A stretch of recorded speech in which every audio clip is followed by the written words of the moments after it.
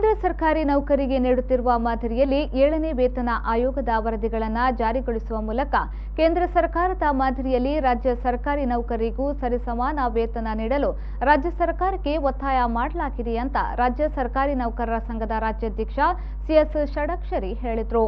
ಅವರು ಮಂಗಳೂರಿನಲ್ಲಿ ನಡೆದ ಸುದ್ದಿಗೋಷ್ಠಿಯಲ್ಲಿ ಮಾತನಾಡಿದರು. ನೂತನ ಪಿಂಚಣಿ ಯೋಜನೆಯನ್ನ ರದ್ದುಪಡಿಸಿ ಹಳೆ ಪಿಂಚಣಿ ಯೋಜನೆಯನ್ನ ಜಾರಿಗೊಳಿಸುವಂತೆ ಸಂಘವು ಒತ್ತಾಯಿಸಿದೆ. ಜೊತೆಗೆ ಸರ್ಕಾರಿ ನೌಕರರ ಸಮಸ್ಯೆ ಪರಿಹರಿಸಲು ಸರ್ಕಾರಕ್ಕೆ ಮನವಿಯನ್ನ ಮಾಡಲಾಗಿದೆ. ಇನ್ನು ರಾಜ್ಯದಲ್ಲಿ ಖಾಲಿ ಇರುವ ಸರ್ಕಾರಿ ಹುದ್ದೆಗಳನ್ನು ಭರ್ತಿ ಮಾಡುವಂತೆ ಸಂಘವು ಒತ್ತಾಯ ಮಾಡಿದೆ ಎಂದು ಹೇಳಿದರು. ಬಹುಶಃ ತಮಗೆ ಗೊತ್ತಿರುವಂತೆ ಎರಡು ಪ್ರಮುಖವಾದ ಬೇಡಿಕೆಗಳು ನಮ್ಮ ಮುಂದೆ ಇರುವಂತದ್ದು. ಈ ರಾಜ್ಯದ ನೌಕರಿಗೆ ಕೇಂದ್ರ ಸರ್ಕಾರಿ ನೌಕರ ಮಾದರಿಯ ವೇತನವನ್ನು ಕೊಡಬೇಕು ಅನ್ನುವಂಥದ್ದು ಒಂದು ಬಹು ಮುಖ್ಯವಾಗಿರುವಂಥ ಬೇಡಿಕೆ, ಬಹಳ ವರ್ಷಗಳ ಬೇಡಿಕೆ ಆಗಿದೆ. ಹಾಗಾಗಿ ಆ ದಿಸೆಯಲ್ಲಿ ಈಗಾಗಲೇ ನಾವು ಸರ್ಕಾರ ಜೊತೆ ಮಾತುಕತೆ ಮಾಡ್ತಾ ಇದ್ದೇವೆ, ಅವ್ರ ಗಮನಕ್ಕೆ ತಂದಿದ್ದೇವೆ, ಒತ್ತಡಗಳ ಪ್ರಯತ್ನಗಳನ್ನು ಮಾಡ್ತಾ ಇದ್ದೇವೆ. ಬರುವಂಥ 2022-23 ವರ್ಷಕ್ಕೆ ಈ ರಾಜ್ಯದ ಸರ್ಕಾರಿ ನೌಕರಿಗೆ ಕೇಂದ್ರ ಮಾದರಿಯ ವೇತನಗಳನ್ನು ಕೊಡಬೇಕು ಅನ್ನುವಂಥದ್ದು ಬಹಳ ಪ್ರಮುಖವಾಗಿರುವಂಥ ಬೇಡಿಕೆ.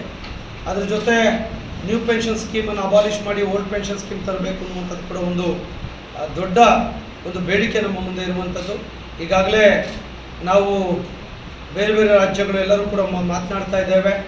ಈಗಾಗಲೇ ಇಡೀ ದೇಶದಾದ್ಯಂತ ನ್ಯೂ ಪೆನ್ಷನ್ ಸ್ಕೀಮ್ ಪಾಲಿಸೀಸ್ಗಳಿದೆ. ಅದನ್ನು ತೆಗೆದು ನಮ್ಮ ನೌಕರರು ಕೂಡ, ಸಾಮಾನ್ಯ ನೌಕರರು ಕೂಡ ಹಳೆ ಮಾದರಿಯ ವೇತನವನ್ನು ಸಿಗಬೇಕು ಪಿಂಚಣಿ ಎನ್ನುವಂಥದ್ದು ನಮ್ಮ ಉದ್ದೇಶ. ಈ ವೇಳೆ ಜಿಲ್ಲಾಧ್ಯಕ್ಷ ಪಿಕೆ ಕೃಷ್ಣ ಸೇರಿದಂತೆ ಮತ್ತಿತರರು ಸುದ್ದಿಗೋಷ್ಠಿಯಲ್ಲಿ ಉಪಸ್ಥಿತರಿದ್ದರು.